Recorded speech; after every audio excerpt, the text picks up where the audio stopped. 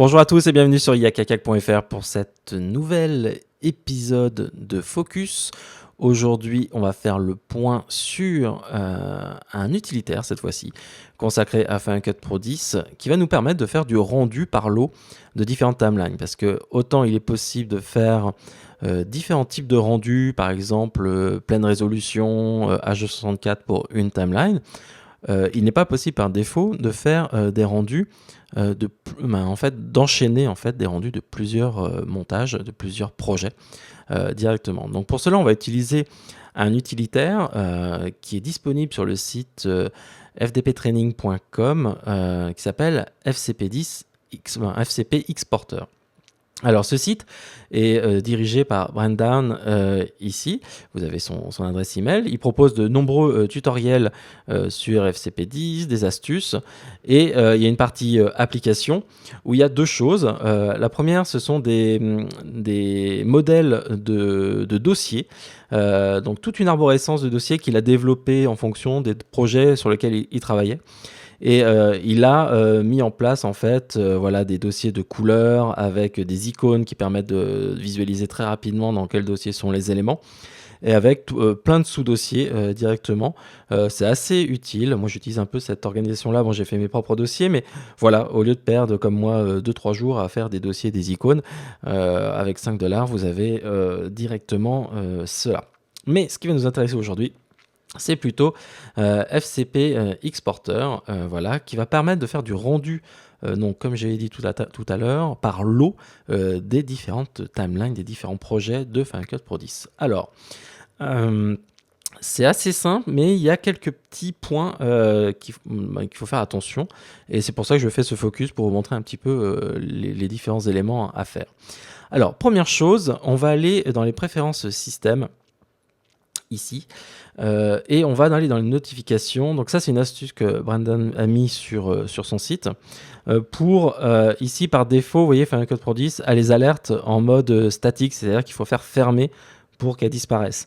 Ce que vous pouvez faire, c'est utiliser bannière, comme ça elles vont disparaître au bout d'un moment. Moi, je vais mettre aucune parce que j'ai pas envie qu'à chaque fois, par exemple, si vous avez 100 projets à calculer, par exemple, 100 versions d'un même montage ou 100 déclinaisons, à chaque fois vous allez avoir la bannière qui va s'allumer, ainsi de suite. Donc là, j'en mets aucune. Et pour FCP Exporter, là par contre, on peut la laisser parce que si vous n'êtes pas devant l'écran, vous pouvez voir s'il y a eu un souci ou pas. Donc là, ça permet de voir. Si vous êtes devant l'écran, vous pouvez laisser la bannière et comme ça va juste s'afficher directement. Et sinon, vous avez aucune. Bon, voilà. On va laisser alerte comme ça, comme le fait Brandon sur son site.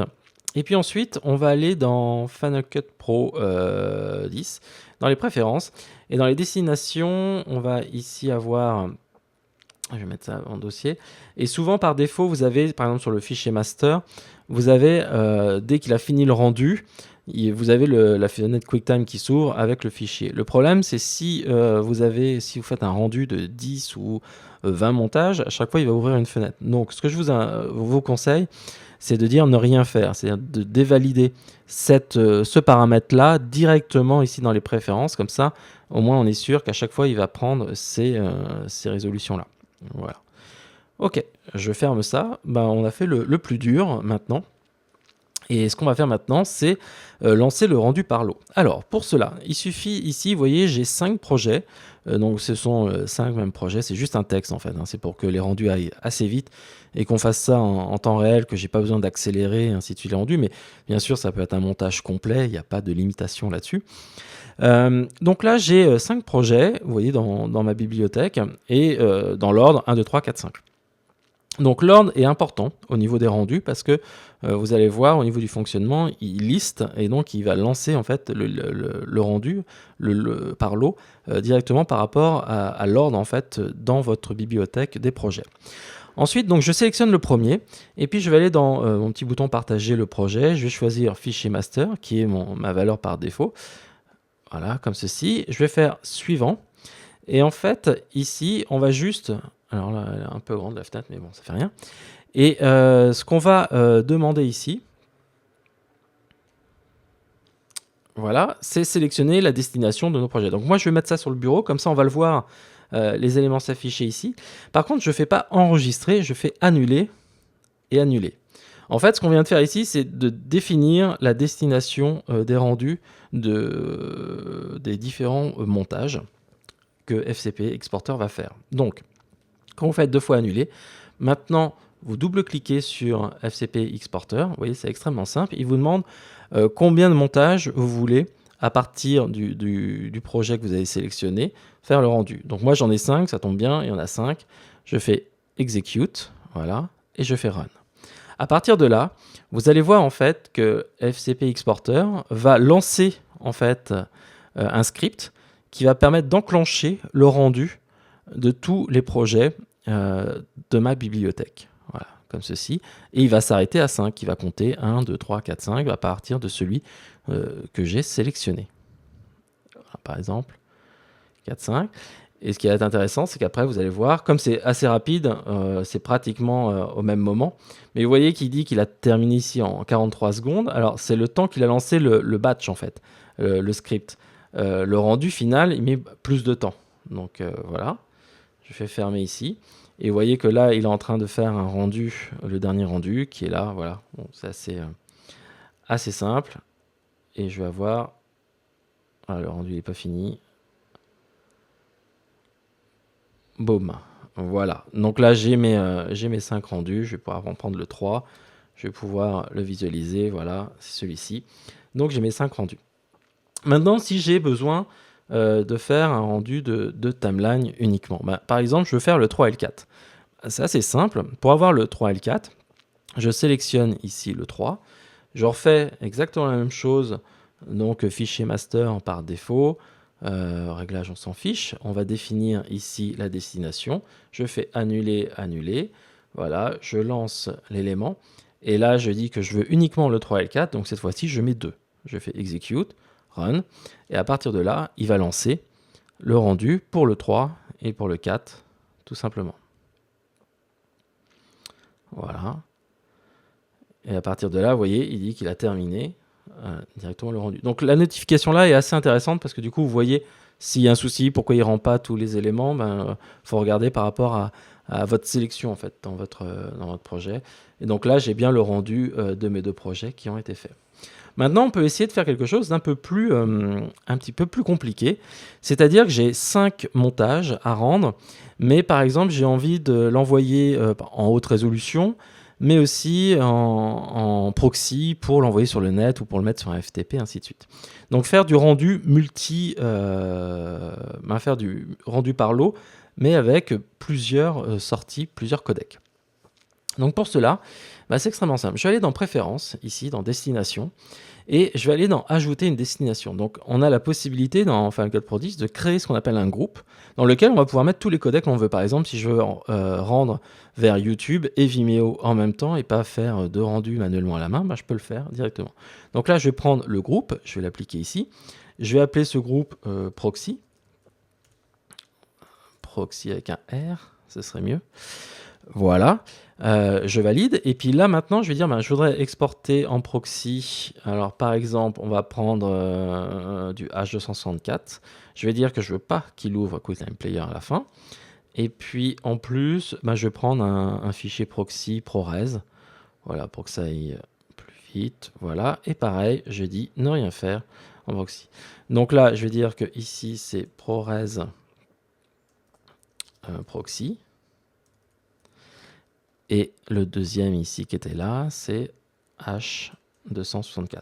Comme ça, si je reviens après sur ce proxy dans 2-3 jours, je vais voir en fait dans le proxy quels sont les réglages en fait qui sont présents directement là. Et puis dernière chose, il va falloir en fait que je sélectionne ce paramètre là comme valeur par défaut. Par défaut ici, c'était mon fichier master. Donc pour cela, il suffit de faire un clic droit et de dire par défaut, je veux que ce soit ces valeurs là qui soient prises en compte lors de mes exports. Donc maintenant que j'ai ça, je ferme ici. Et puis, comme tout à l'heure, je vais sélectionner mon premier projet et on va faire les 10, parce que ça va aller assez vite, je pense, même si je n'ai pas une machine foudre de guerre. Je sélectionne ici Proxy.